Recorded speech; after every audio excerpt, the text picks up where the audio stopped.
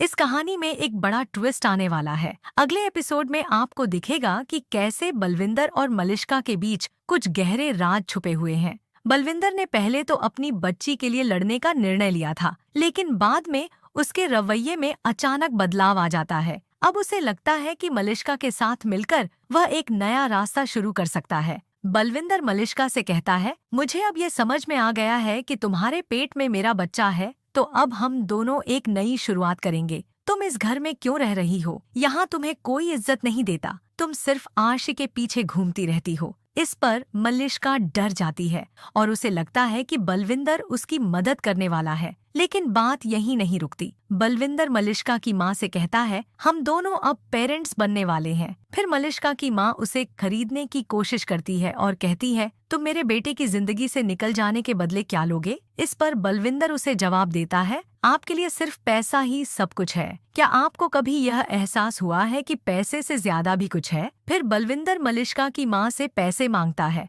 ताकि वह चुप रहे और लाख की रकम की बात करता है। वह मलिष्का की माँ के साथ मिलकर अपनी चुप्पी रखने का सौदा करता है। लेकिन चाची को बलविंदर की चालें समझने में देर नहीं लगती। वह देखती है कि बलविंदर बार बार मलिष्का और उसकी माँ से मिल रहा है। चाची को शंका होती है कि आखिर बलविंदर क्यों मलिष्का और उसकी माँ के साथ इतना समय बिता रहा है, जबकि वह जानती है कि मलिष्का कोई खास इंसान नहीं है। इसके बाद चाची एक बहुत बड़ी बात सुनने वाली है। वह वीडियो बनाकर बलविंदर और मलिष्का की माँ के बीच के इस पूरे मंजर को कैद कर लेती है। अब चाची को समझ में आ जाता है कि इन तीनों के बीच कुछ बहुत बड़ा चल रहा है और यह सारा मामला बच्चे से जुड़ा हो सकता है। चाची लक्ष्मी के टूटते हुए घर को बचा सकती है, क्योंकि लक्ष्मी अब पीछे हट चुकी है। लेकिन चाची का साथ देने से लक्ष्मी को एक नई उम्मीद मिल सकती है। अब ये देखना बहुत दिलचस्प होगा कि चाची इस राज को सबके सामने कैसे लाती है और क्या वह इन तीनों की सच्चाई उजागर कर पाएंगी। इस आने वाले धमाकेदार एपिसोड को लेकर